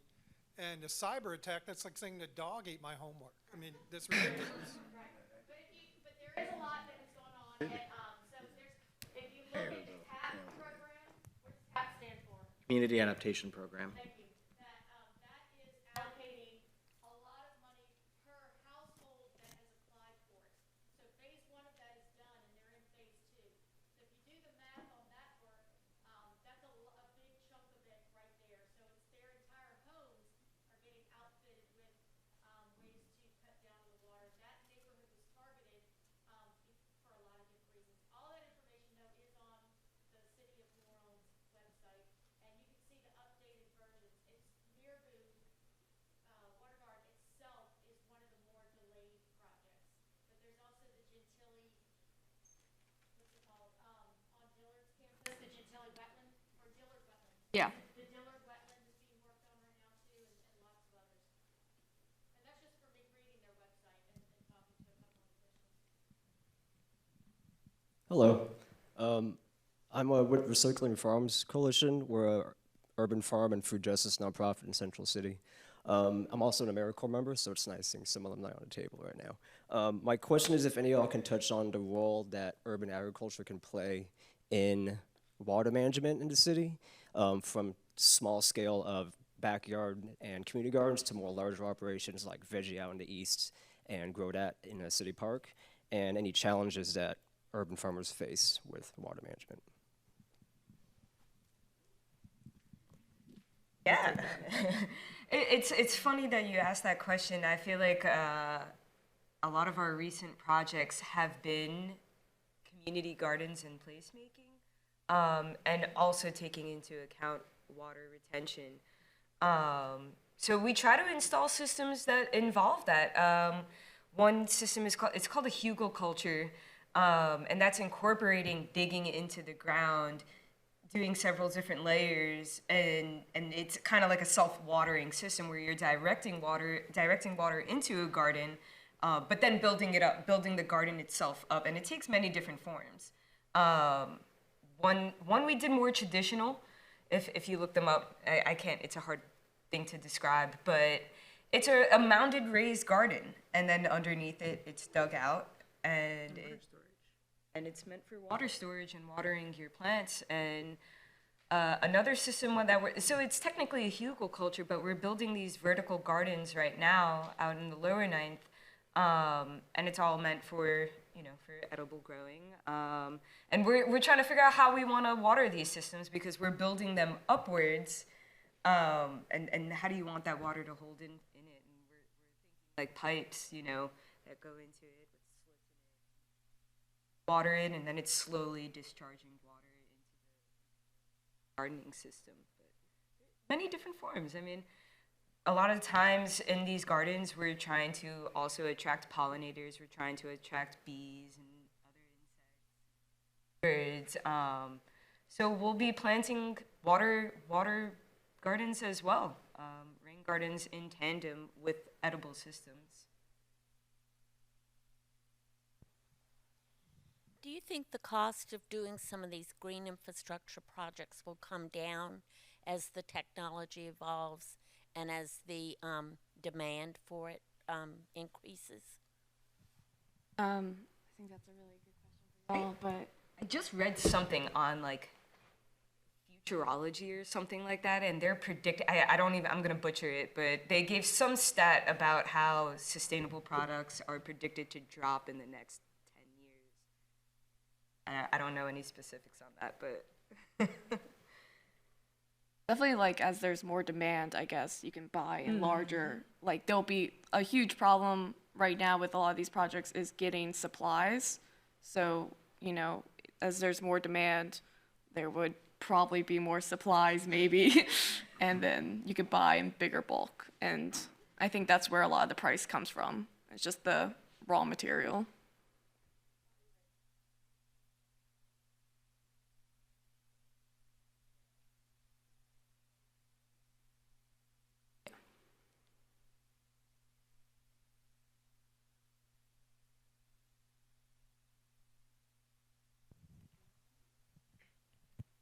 Hey y'all. I remember in elementary school, I was at the water fountain, and my friend came up to me and was like, "You know, you're drinking toilet water?" And I was like, "Huh? Like, that's ridiculous." But the ridiculous idea is that we're not drinking toilet water; we're pumping drinking water into the toilets, right? So ideally, you'd want to be using secondary wastewater, gray water, all that. So I just wanted to know, like, what would be your dream goals in terms of like wastewater usage, or what kind of fantasy do you see for wastewater usage in the house, or ways that we can be more water conscious, even if it's radical? There's definitely like these very large cisterns that some other cities use that cycle rainwater that is being captured into things like not potable water, but like into things like your toilet tank, because like really you're right, that doesn't need to be drinkable. So I think it's illegal here actually. I don't know. It is currently illegal here. So, I guess in the state, in the state, it's not, you can't use gray water in buildings in Louisiana. I think though that the question that I always ask about this is like, in an area where our source of water is like one of the most plentiful rivers on earth, why would we not just use the water source that we have? We compared to our, I talked to like my peers. I was talking to someone that works at a utility in Tempe, where they said they get like a half an inch of rain a year. So like there, absolutely, that makes 100% sense that, we should be doing whatever we can to make sure that every drop of water is used the most efficient way possible. Here, because we have such a plentiful source and the treatment process is so efficient and the way that we distribute it is so efficient, creating a secondary system is actually less efficient, because you'd have to be creating either new pipes that are going to send a different source of water around, like they have in Santa Monica and places in California where they have gray water district systems, or you're creating more individualized treatment programs at specific facilities, which is going to be way more energy intensive than the present system that we operate. So we have an abundance of water here, and so it doesn't necessitate the use of gray water. I think in some cases, as like a demonstration or ways to sort of, use them in specific opportunities, it makes a lot of sense. But broadly here, there's really no reason for us to pursue it. I did my master's in Tucson, and in Tucson they do have a secondary system to pipe gray water, reclaimed water, mostly for irrigating. And it requires a big investment. You have to have a whole second set of pipes running all over town, not to mention all the pumps and all the infrastructure that has to be put in to run that. So we're lucky that of all the troubles we have to face, of all the challenges we have to face in New Orleans, we don't have water scarcity to deal with. I would still say that it's an idea that is at least worth thinking about only because of the water-energy nexus. So purifying water does take energy. There's a nexus between water, energy, and climate change. But when you think about the embodied carbon of the energy that goes into making your water drinkable, just to put it in your toilet, you have to compare it to what you would do instead. So what's the embodied carbon of all those extra pipes and all the extra pumping and all the extra infrastructure you'd be thinking about installing? So I'm glad you're thinking about it. I don't think it's a great fit for our particular city, but it's certainly something that a lot of people, a lot of places are thinking about. And I will say, I do think the idea of an individual system, like just your household, is cool. Once again, I don't know what the entire carbon impact of building a giant cistern on your roof and then using gravity to pump that through the gray water of your own personal household. I mean, you can always just get a rain barrel and fill up a bucket and fill up the back of your toilet if you want to do that. That's what surf did for a few months because they didn't have any water. So that's what people, that's always a way to do it. And it would be interesting to see what the energy and impacts of that would be if a lot of people were doing that, because it's definitely doable, just a little bit more effort. No pipes involved though, just buckets. All right, we have one more question from YouTube, so I'm going to read it to y'all. Is soil runoff depletion part of the scope of the water infrastructure being discussed here? Soil runoff depletion / depletion. I don't understand Erosion? the question. Yeah, Maybe soil Well, I erosion? can't reword it because Yeah. it's not my question. Yeah. It came from YouTube, but I'm guessing soil runoff. So instead of it being absorbed into our system, you know how we get all the runoff, and I'm guessing it's because of our clay, right? Because the clay doesn't. I'm going to let the experts answer it. I mean, I think about like construction, you know, and what we're doing when we're actually constructing things. What are we doing as far, I mean, because a lot of runoff comes from construction sites. Yeah. We see that all over the city. So what are we doing to mitigate the runoff while we're installing these systems and making sure that we're putting wattles in front of our storm drains, and that they're staying there. And making sure that that sand and aggregate isn't also going down there. You know, we're replacing things smartly. And I can only talk from like a smaller scale, but while residential green infrastructure is not going to prevent flooding when the levees break, I do know soil erosion on your personal property can be very annoying.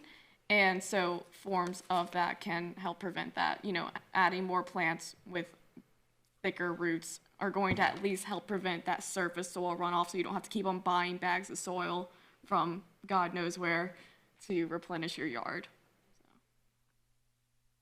If they're talking about grass, then that's a whole different scenario, right?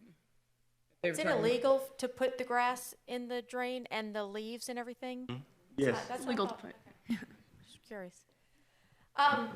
We're right at 8 o'clock, and you filled the time very well. You helped us really understand and get a better grasp on things from my perspective, and I want to put one more thing up here. Oh, right when my computer died. I was going to show y'all, we have, this has been streamed on YouTube, and so I know the Master Naturalist asked us if we would put the link on how to watch this onto their website, but I can also post that in our social media avenues and share it with you all as well so that you can watch it or share it with your friends and family, those kinds of things. But I sincerely want to thank our panelists for giving up time on your, you know, during your week and coming and sharing your expertise with us. You all were invited because you made such, you know, your organizations and what you do makes such an impact on all of our lives, and definitely with the research that we're doing recently. So thank you so much. I want to thank all of my students who were they volunteered to help out tonight and ask the questions and help out with the Q&A. So thank y'all. Y'all are the best. You know you are. And then our guests for coming tonight. Thank you for your interest. And we love to put on seminars and educational roundtables, panels like this. So stay in touch with us. Let us know what you're interested in learning about. And, you know, Janelle and the Master Naturalist, definitely it's great to partner with you. So thank you so much for always supporting us and coming here and co-hosting and working in collaboration with us. I'm guessing the panelists are probably tired, ready for dinner since we couldn't feed you, but maybe if you can catch them on the way out if you have one or two more questions. The Master Naturalist, if you missed the intro, there's a table up there with nature store information, nature shop, and what else? Name badges if you are newly certified, and volunteer opportunities. And then we also have some shirts left over and some caps and water bottles up there from our project this summer, and we'd love for y'all to rep Loyola Academy for us. So grab one on your way out if you would like, and be safe going home. Thanks for coming.